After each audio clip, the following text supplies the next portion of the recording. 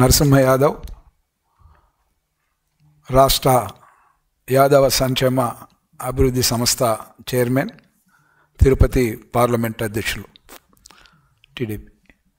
ఈరోజు గత 3-4 రోజులుగా జరుగుతున్న పరిణామాలు ఒకసారి చూస్తే రాష్ట్రంలో 1 సంవత్సర కాలం ఏదైతే ఈ రాష్ట్రాన్ని గతంలో జగన్మోహన్ రెడ్డి వ్యవస్థలన్నింటినీ కూడా ఏ విధంగా నిర్వీర్యం చేశాడో, ధ్వంసం చేశాడో మనం చూసాం.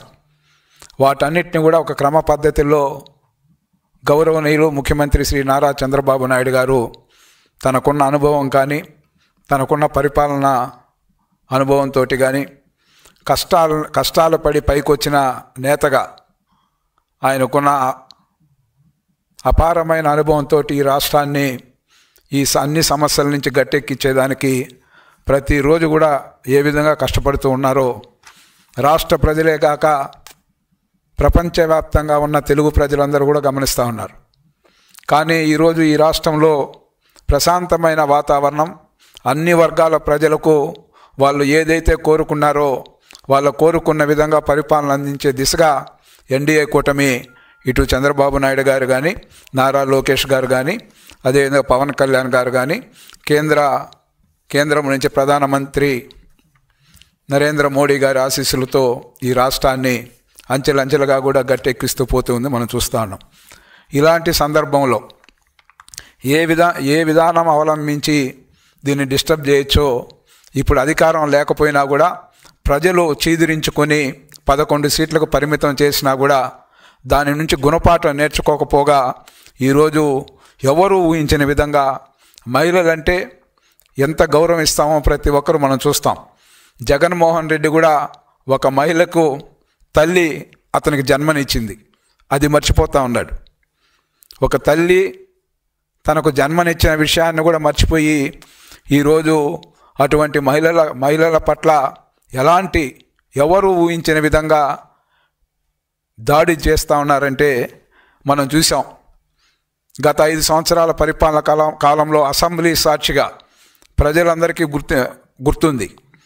ఏనాడు కూడా నారా చంద్రబాబు నాయుడు గారు మహిళలను కానీ ఎవరిని కూడా పదప్రయోగంలో పార్టీ నేతలు కానీ ఎవరు కూడా ఒక్క మాట కూడా పొరపాటున కూడా అనే పరిస్థితులు లేవు. అలాంటి సందర్భంలో ఆ రోజు సాక్షాత్తు మా వదిన గారైన భువనేశ్వరమ్మ పైన ఎలాంటి అసెంబ్లీలో చేశారో చూసాం. ఏ రోజు కూడా కంట తడి పెట్టని నారా చంద్రబాబు నాయుడు గారు ఎన్ని కష్టాలు వచ్చినా, ఎంత పీక్లో సమస్యలున్నా కూడా దాన్ని ధీటుగా కూడా ఎదుర్కొనే ధైర్యం గల చంద్రబాబు నాయుడిని మనోధైర్యాన్ని దెబ్బతీసే విధంగా ఆ రోజు మా వదినమ్మ భువనేశ్వరమ్మ పైన ఏ విధమైన వ్యాఖ్యలు చేశారో చూసాం. ఆ రోజు అందరూ కూడా బాధపడ్డారు. కానీ ఈరోజు అదే నేపథ్యం మళ్ళీ తీసుకొచ్చి ఈరోజు మహిళల పట్ల ఏ విధమైన భాష మాట్లాడుతూ ఉండారో, వేసులు అంటారు, సుంకర జాతి అంటారు, ఏ విధంగా ఇబ్బంది పెట్టారో. ఇక్కడ అమరావతి కోసం ఆస్తుల్ని త్యాగం చేసిన రైతులు వాళ్ళ పరిపాలనలో ఏ విధంగా వాళ్ళపైన దాడులు చేయడం కానీ, చాలామంది ఆత్మహత్యలు చేసుకొని చనిపోవడం కానీ, చాలామంది ఆడ ఎప్పుడు చిన్న బిడ్డల దగ్గర నుంచి పండు ముసలివారి వరకు అమరావతి కోసం వాళ్ళు చేసిన పోరాటం దేశంలోనే కాదు ప్రపంచంలో ఎక్కడా లేదు. ఇలాంటివన్నీ సంఘటనలు ఉంటే వాళ్ళు ఏ విధంగా సంబోధించారో మొన్న సాక్షి టీవీలో మనం చూసాం. అందరూ కూడా ఇలాంటి ఘటన జరిగినప్పుడు పార్టీలకు అతీతంగా, రాజకీయాలకు అతీతంగా, ఈరోజు కుల మతాలకు అతీతంగా కూడా అందరూ బాధపడ్డారు. స్త్రీల పట్ల వాళ్ళ యొక్క వ్యాఖ్యలు, అదేవిధంగా కృష్ణంరాజు కానీ వీళ్ళందరూ కూడా ఏదైతే సజ్జల నిన్న ప్రెస్ మీట్ పెట్టి మాట్లాడితే దీనికి ఏమనాలో అర్థం కాని పరిస్థితులు తలెత్తాయి. ఎందుకంటే ఆయన ప్రెస్ మీట్ అంటానే పాత్రికేయులు కానీ, మీడియా మిత్రులు కానీ, రాష్ట్రంలో ఉన్న వాళ్ళందరూ కూడా క్షమాపణ చెప్పేదానికి ప్రెస్ మీట్ పెట్టారేమో అనుకున్నారు. కానీ ఆయన మరింత రెచ్చగొట్టే ధోరణిలో, మరింత ఈ రాష్ట్రాన్ని ఏ విధంగా అయినా ప్రశాంతమైన దీన్ని కలుషితం చేసే విధంగా నిన్న మళ్ళా సజ్జల రామకృష్ణారెడ్డి దగ్గర మాట్లాడిచ్చారంటే జగన్మోహన్ రెడ్డి కానీ, వాళ్ళ శ్రీమతి భారతిరెడ్డి కానీ, మేము ఈరోజు సజ్జల రామకృష్ణారెడ్డి కానీ వీళ్ళ ముగ్గురు కూడా రాష్ట్రంలో ఉన్న మహిళలందరికీ బేషరతుగా బహిరంగ క్షమాపణ చెప్పాలని డిమాండ్ చేస్తూ ఉన్నాం. అదేవిధంగా నిన్న కొన్ని సంఘటనలు జరిగితే ఇష్టం వచ్చినట్టు మీరు చూశారు. అందరూ కూడా మహిళలు భారీ ఎత్తున కూడా అనేక చోట్ల కూడా వాళ్ళ టీవీ ఛానల్స్ పైన వచ్చిన దానిపైన కావచ్చు, అదేవిధంగా నిన్న సజ్జల రామకృష్ణారెడ్డి ప్రకటనల పైన కావచ్చు, అనేక విధాలుగా కూడా నిరసన తెలియజేస్తే చీమ కుట్టినట్టు కూడా జగన్మోహన్ రెడ్డికి కానీ భారతమ్మ లేదంటే దీని పట్ల రాజకీయాల్లో ఉన్నత విలువలు, ఒక రాష్ట్ర ముఖ్యమంత్రిగా పనిచేసిన వ్యక్తి ఈరోజు ఏ విధంగా న్యాయం, ధర్మం, నీతి, నిజాయితీ, గౌరవంగా సంబోధించే ఇవేవి కూడా వాళ్ళ డిక్షనరీలోనే లేనట్టుగా ఉంది. వైసీపీ శ్రేణుల డిక్షనరీలోనే వాళ్ళ నుంచి మనం అందరూ కూడా ఏదైతే గతంలో భారీ మెజార్టీ ఇచ్చారో వాళ్ళు ప్రతిరోజు కూడా ఆర్థికంగా ఏ విధంగా రాష్ట్ర ఖజానాను కొల్లగొట్టాలని చూశారు తప్ప ప్రజారంజకమైన పరిపాలన అందేవాళ్ళని ఏ రోజు కూడా కోరుకోలే. ఈరోజు ప్రజలందరూ కూడా ఏదైతే ఎన్డీఏ కూటమి ఎన్నికల ముందు ఇచ్చిన హామీలు నెరవేర్చే దిశగా ప్రతి ఒక్కటి కూడా చేసుకుంటూ ముందుకెళ్తూ ఉంటే దీన్ని ఏ విధంగా అయినా దీన్ని తప్పుదోవ పట్టించాలి, దీన్ని ఏ విధంగా అయినా ప్రజల నుంచి దాన్ని వేరే కోణంలో తీసుకోవాలనే ఉద్దేశంతో ఇలాంటి మహిళల్ని టార్గెట్ చేసుకొని ఈ విధంగా మాట్లాడుతూ ఉన్నారంటే ఈరోజు ఏదైతే మహిళా కమిషన్ తప్పుబట్టింది, మేధావులందరూ కూడా తప్పుబట్టారు, మహిళల పట్ల ఇలాంటి ప్రకటనలు చేయడం కరెక్ట్ కాదని, కానీ వాళ్ళు దాన్ని మళ్ళీ సమర్థించుకునే దిశగా వాళ్ళు ప్రయత్నాలు పోతూ ఉన్నారంటే ఈరోజు ఉన్న రాష్ట్రంలో ఉన్న మహిళా లోకం మొత్తం కూడా ఈరోజు వారి చేస్తున్న ఈ ప్రకటనల పట్ల ప్రతి ఒక్కరు కూడా స్పందిస్తూ ఉన్నారు. కానీ వాళ్ళు ఇకనైనా కూడా ఏదైతే మద్యం కుంభకోణం కానీ అనేక కుంభకోణాల్లో ఈరోజు అన్ని చోట్ల విచారణల పర్వం కొనసాగుతూ ఉంది. కొంతమంది ఎవరైతే ఈ విధమైన భాష ఉపయోగించారో వాళ్ళందరి పైన కూడా చట్టపరంగా, న్యాయపరంగా వాళ్ళపైన చర్యలు స్టార్ట్ అయినాయి.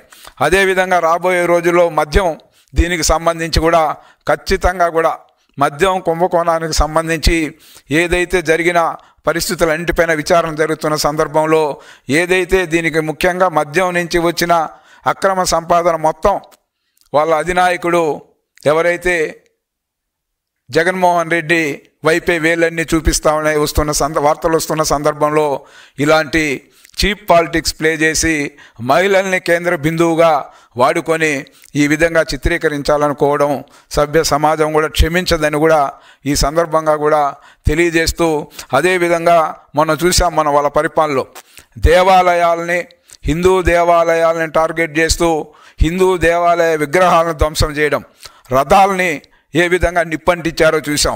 ఈ విధంగా చెప్పుకుంటూ పోతే అనేక సందర్భాల్లో కూడా ఆ రోజు దేవతామూర్తుల్ని, దేవాలయాలను టార్గెట్ చేస్తే ఇప్పుడు దైవంగా భావించి ఏదైతే మహిళలు ఎక్కడ సుభిక్షంగా, ఎక్కడైతే వాళ్ళకి గౌరవప్రదంగా వాళ్ళు సుఖ సంతోషాలతో ఉంటారో ఆ రాష్ట్రం కానీ ఆ దేశం కానీ బాగుంటుందనే నాడిని మనం చూస్తూ ఉన్నాం. అలాంటి మహిళల్ని గౌరవించకపోగా ఆ రోజు ప్రభుత్వంలో ఉన్నప్పుడు దేవతామూర్తుల్ని, దేవతల్ని, హిందూ దేవాలయాల్ని టార్గెట్ చేసి ఏ విధంగా లబ్ధి పొందాలని చూశారో ఈరోజు ప్రభుత్వం లేనప్పుడు 11 సీట్లకే పరిమితమైనప్పుడు ఈరోజు మనం ఎక్కువగా గౌరవించే మహిళలకి అగ్రపీఠం ఇస్తాం. తల్లిదండ్రులు కానీ అందరూ అనే సాంప్రదాయాలు మనకుండాయి. మహిళలకి ఎక్కడ కూడా ఈరోజు భారత మాత అని మనం ఎందుకు గౌరవిస్తాం? మహిళలకి ఇచ్చిన అత్యున్నతమైన గౌరవం. అదేవిధంగా మహిళామూర్తుల్ని ప్రతి ఒక్కరు కూడా గౌరవించే పద్ధతుల్లో ఉంటుంది. ఈరోజు అటు వాళ్ళు అధికారంలో ఉన్నప్పుడు దేవతల్ని, దేవాలయాల్ని ఏ విధంగా ఇది చేశారో అధికారం లేనప్పుడు మహిళల పట్ల వాళ్ళు చేస్తున్న ఇలాంటి ప్రకటనల పట్ల ప్రజలందరూ కూడా అప్రమత్తంగా ఉండాలి. ఇవన్నీ చూస్తే రాబోయే రోజుల్లో కూడా ఇంకా భయంకరమైన పరిస్థితులు సృష్టించే విధంగా రాజకీయ కుయుక్తులు వీళ్ళు పన్నుతూ ఉన్నారనేది ఈ ఘటనల ద్వారా రుజువు అవుతున్నాయి. కాబట్టి ప్రజలందరూ కూడా ఈరోజు ఏదైనా కార్యక్రమాలు చేస్తే కొంతమంది ప్రజలకంతా మేము విజ్ఞప్తి చేస్తా ఉన్నాం ఈ సందర్భంగా. ఎందుకంటే వాళ్ళ దగ్గర విపరీతమైన ప్రజాధనాన్ని లూటీ చేసిన సొమ్మంతా కూడా జగన్మోహన్ రెడ్డి, వాళ్ళ మాజీ మంత్రులు, వాళ్ళ మాజీ ఎమ్మెల్యేలు, మాజీ ఎంపీల దగ్గర కోట్లాది రూపాయల సొమ్ము, అక్రమ సంపాదన అంతా వాళ్ళ ఖజానాలో, వాళ్ళ ఇళ్లలో నిండుగా ఉన్నాయి. ఆ డబ్బుని ఈరోజు బయట తీసి ఆ డబ్బుతో కొంతమంది ప్రజలను ప్రభావితం చేసి కార్యక్రమాలు చేసి ఈ విధంగా ప్రజాబలం మా పక్క ఉండదని నిరూపించుకోవాలనే దీంతో ప్రజలకు కూడా ఈరోజు ధనాన్ని ఎరచూపి వాళ్ళని కార్యక్రమాలకు ఆహ్వానిస్తూ ఉన్నట్లు కొన్ని ప్రాంతాల్లో తెలుస్తూ ఉంది.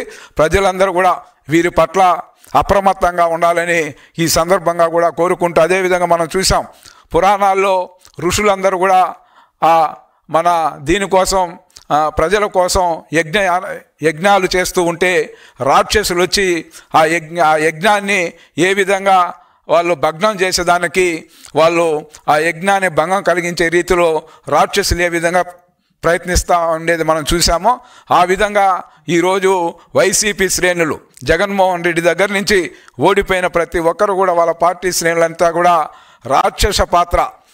రాక్షసుల మనోభావాలను అద్దం పట్టే విధంగా వాళ్ళు ఈరోజు పాత్ర పోషిస్తూ ఉండారని అనే దానికి నిదర్శనమే ఈరోజు అత్యున్నతమైన గౌరవాన్ని ఇవ్వాల్సిన మహిళల పట్ల వాళ్ళ యొక్క ప్రకటనలు ఉన్నాయి. ఇలాంటి ప్రకటనలను తిప్పికొట్టాల్సిందిగా కూడా అన్ని వర్గాల ప్రజలను కూడా మేము కోరుకుంటా ఉన్నాం. ఇది క్షమించరాని నేరం. ఇలాంటి వ్యక్తుల్ని నడివీధుల్లో ఉరివేసినా కూడా తప్పు లేదని కూడా ఈ సందర్భంగా కూడా తెలియజేస్తూ, జగన్మోహన్ రెడ్డి చేస్తున్న రాజకీయంగా కూడా తెర వెనుక ఉండి నడిపిస్తున్న ఈ కార్యక్రమాల పట్ల ప్రజలు అప్రమత్తంగా ఉండాలని కూడా ఈ సందర్భంగా కోరుకుంటూ సెలవు తీసుకుంటాను.